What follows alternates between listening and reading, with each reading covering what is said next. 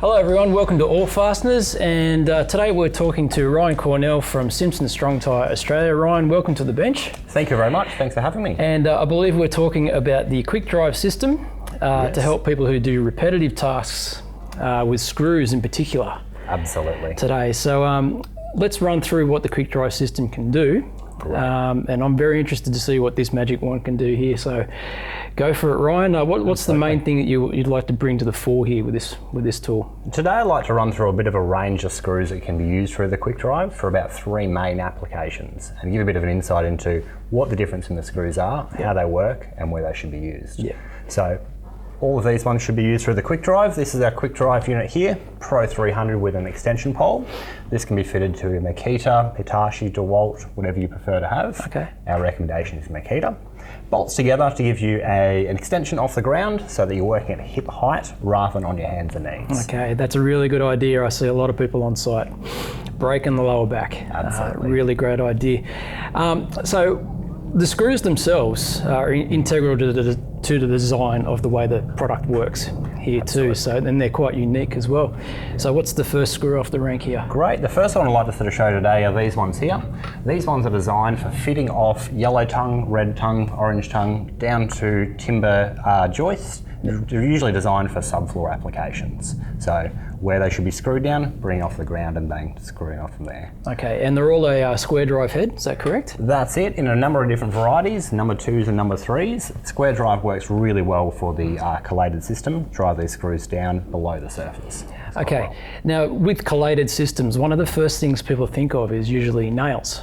That's it. It's not common knowledge that a screw can come in a collated configuration as well. So how does this make that work when a screw needs to go like this to get into the wood? That's it. The first thing off the bat, a screw is always going to work better than a nail. It's going to have a higher capacity, it's going to have a better clamping force as well to bring it in, so you are better off with a screw over a nail in a residential building application.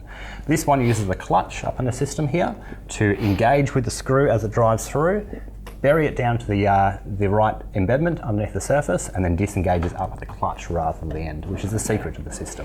Okay, and that all happens within about a split second, doesn't it? Absolutely, okay. Almost as quick as nailing. Almost as quick as nailing, great. What's our particular driving system here we're using? Yeah, so this is an old school roofing gun or tech gun. Yep. It basically means it's got a clutch in it. It's going to engage and disengage when you get to the right embedment. It means you're not going to overpower it and bury the screw too far to the surface, so it regulates the depth of the screw into that system. Fantastic. So for those of you who already have this tool, you're in luck, you're halfway there. Absolutely. So it's completely compatible with this. I'm guessing that Strong-Tie or Quik Drive have a reference tool or a reference point where you can go and check out what other tools are compatible with this as well. Absolutely. Okay, I reckon we might actually put that on the Allfasteners website at some point too. So that'd be nice. Yep. I'll give you a yell, Ryan. Yeah. So what other screws have we got here? What other fasteners have we got? Yeah, so when we were talking about the subfloor screws, these ones here, these were designed in Australia to meet the Australian standards. 1860 for the Australian standards for the mounting of sheet flooring down to timber.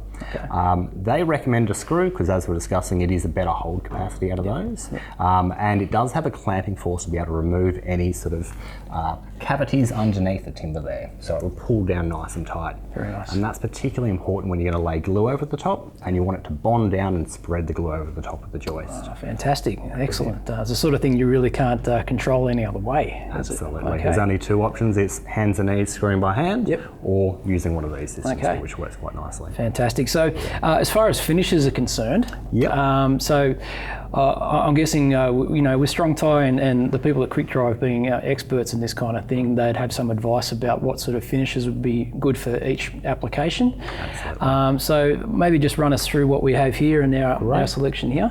Yeah, so these ones here, depending on the application, is critical. So for example, the first ones I'm talking about for subfloors, they're zinc coated. They need to be able to resist corrosion for the first 3 to 6 months of building. So when the floors are down, you get a slight downpour of rain. That'll protect against that one there. So zinc yellow, and like I said, it is formatted to comply with the Australian standards. It's a twin lead, so it means it's got 2 threads running all the way through.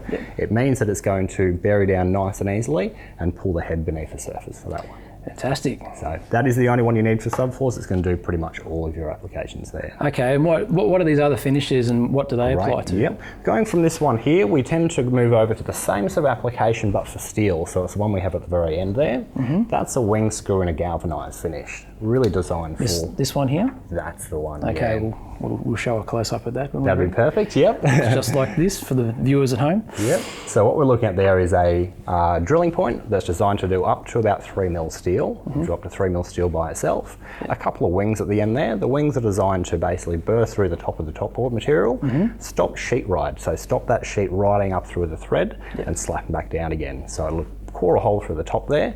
As that buries through, the wings will snap off and pull the surface down nice and tight. Brilliant. Yep. And unlike this application here, it's an absolute necessity for any builder doing that job to screw their floors down rather than to shoot them down, or any other methods out there as well. So fantastic. For that. Okay, and what else do we have here? Great.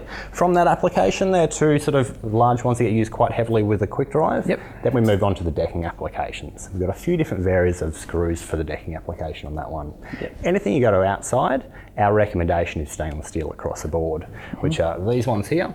We have a galvanised version as well.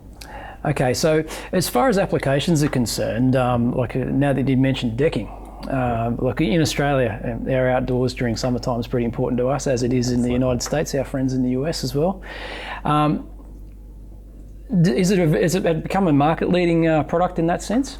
Yeah, absolutely. It's at the forefront of the screw design technology. So because we do know this system here, we make these screws to suit this. One of the important things is we know the output and power of one of these machines. So we can adapt our screws with the engineering to work absolutely perfectly in these applications. Okay. For example, we have a hardwood to hardwood screw. This is put into a bit of F17 hardwood here, straight through the top board of Mobu or similar type hardwood material. That's going to pre-drill itself, no countersink, and bury down nice and tight there. That's got to save time too without doing the pre-countersink as well. Yes. Okay. Yeah. We do also have a couple of adaptions. So this standard tool here is available as is. The only other adaptation you need to move from your subfloor or timber to steel applications is a deck clip, which is this little fella here. So this one here will pop directly onto the end of the tool, like we've got set up on this little one here. And that'll give you a few measurements you can make. So for example, that's going to straddle the joist there, sit directly over the top. Beautiful. It's going to give you indent from your outside of your board. It's going to line it up over the middle of the joist there, and it's going to give you stability in the tool as well. Also, when you put your next board up, it'll actually space the next board for you as well. Fantastic. I mean, that's a great feature there, because you don't have to have a third arm to be getting things aligned and stable as well. So that's a really great feature as well.